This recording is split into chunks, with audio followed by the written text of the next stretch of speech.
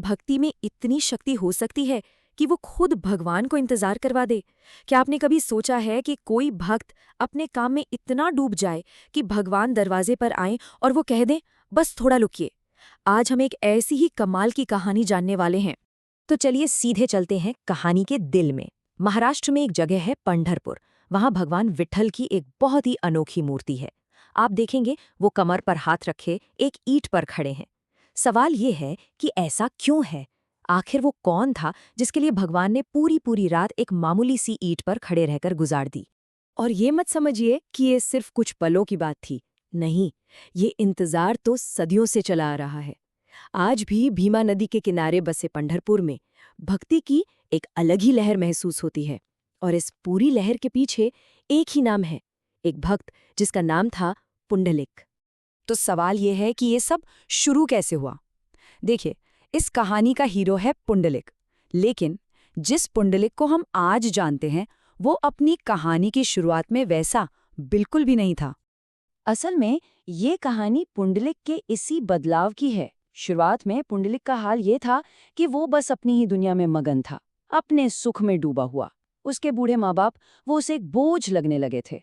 अपनी पत्नी के साथ मिलकर वो उनकी सेवा करना एक मजबूरी समझता था, दिल से नहीं करता था। फिर एक दिन क्या हुआ, पुंडलिक ने तीर्थ यात्रा पर जाने का फैसला किया। लेकिन सुनिए, उसके मन में कोई भक्ति भाव नहीं था ना। वो अपने माता पिता को साथ तो ले गया, पर बस एक जिम्मेदारी की तरह, कोई सेवा का भाव नहीं था। उसे क्या पता था कि यही यात्रा उसकी पूरी जिंदगी को हमेशा के लिए बदल कर रख देगी। और फिर उसी यात्रा के दौरान कुछ ऐसा हुआ जिसने पुंडलिक को अंदर तक हिलाकर रख दिया। कह सकते हैं कि ये कहानी का सबसे बड़ा, सबसे जरूरी टर्निंग पॉइंट है। यहीं पर उसकी मुलाकात एक संत से होती है।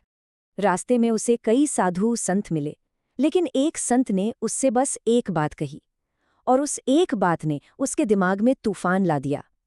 संत ने बहुत ही शांत आवाज में कहा, पुंडलिक, बाहर तीर्थ ढूंढने से पहले अपने घर में ही तीर्थ खोजो। तुम्हारे अपने माता पिता की सेवा, वही तो सबसे बड़ी भक्ति है। ये एक बात पुंडलिक के दिल में तीर की तरह चुभ गई।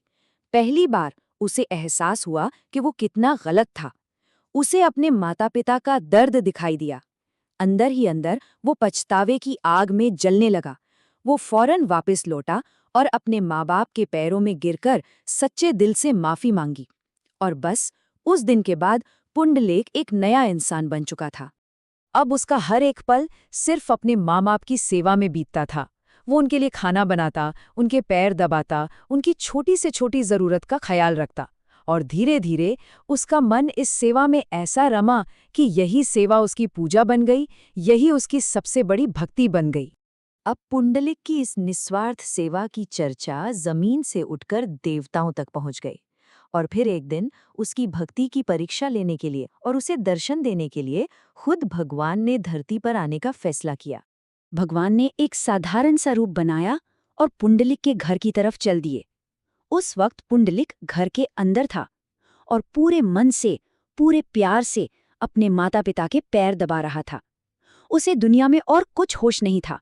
वो अपनी सेवा में पूरी तरह डूबा हुआ था।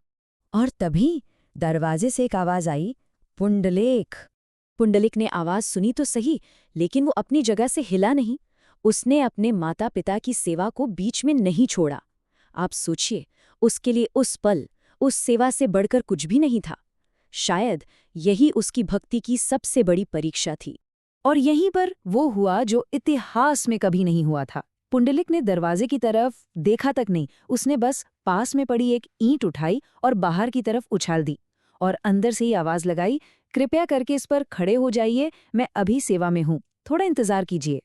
जरा इस बात को सोचिए, एक भक्त भगवान को इंतजार करने के लिए कह रहा है और भगवान मुस्कुराए और बिना एक शब्द कहे उस ईंट पर आकर खड़े हो गए। रात गहरी होती गई, लेकिन भगवान उसी ईंट पर शांत स्थिर खड़े रहे। कोई जल्दी नहीं, कोई बेचैनी नहीं। अब कहानी उस मोड़ पर आती है जहां भक्त और भगवान का आमना सामना होता है। पूरी रात की सेवा और पूरी रात के इंतजार के बाद आखिर क्या हुआ? जैसे ही सुबह की पहली किरण फूटी, पुंडलिक ने अपनी सेवा पूरी की। और फिर वो धीरे से दरवाजे की तरफ बढ़ा। और जैसे ही उसकी नज़र उस मेहमान पर पड़ी जो पूरी रात से वहीं खड़ा था, उसे समझने में एक पल भी नहीं लगा। ये कोई आम इंसान नहीं, ये तो खुद भगवान है जो उसके दरवाजे पर खड़े हैं। वो तो बस फौरन उनके कदमों में गिर पड़ा। भगवान मुस्कुराए और उसे उठाकर बोले, पुंडलिक, सच्ची भक्ति वही है जिसमें कोई स्वार्थ ना हो, जहाँ सेवा ही पूजा बन जाए। तुमने अपने माँ बाप की सेवा को सबसे पहला दर्जा दिया और तुम्हारी इसी सेवा ने तुम्हें मेरे सबसे करीब ला दिया है। भगवान बहुत खुश हुए। उन्होंने कहा, पुंडलिक, मांगो, क्या वरदान चाहते हो। कुछ पल सब शांत रहा और फिर पुंडलिक ने जो मांगा वो उसकी निस्वार्थता का सबसे बड़ा सबूत था। उसने अपने लिए कुछ नहीं मांगा। तो उसने क्या मांगा? उसकी प्रार्थना बहुत सीधी थी। उसने कहा, प्रभु, अगर आप सच में मुझ पर खुश हैं तो बस यहीं, इसी ईंट पर हमेशा के लिए खड़े हो जाइए, ताकि दुनिया का हर भक्त यहाँ आकर आपके दर्शन कर सके और सच्ची भक्ति का मतलब समझ सके। भगवान ने उसकी ये निस्वार्थ प्रार्थना फौरन मान ली और उसी पल से भगवान विट्ठल का वो अनोखा रूप, कमर पर हाथ रखे, ईंट पर खड़ा, हमेशा हमेशा के लिए वहीं स्थापित हो गया।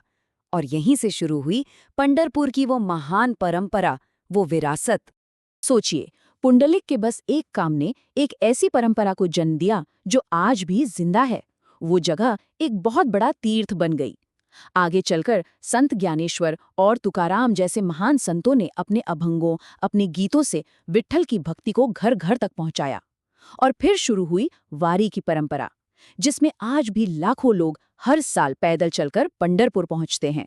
तो इस पूरी कहानी से हम क्या सीख सकते हैं?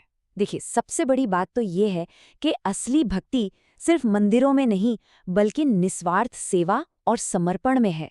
हमारी सबसे बड़ी तीर्थ यात्रा हमारे अपने घर से, हमारे कर्तव्यों से शुरू होती है। और ये कहानी एक और बात सिखाती है कि जब भक्ति में सच्चाई होती है तो भक्त को भगवान के पास नहीं जाना पड़ता, भगवान खुद भक्त के दरवाजे पर चले आते हैं।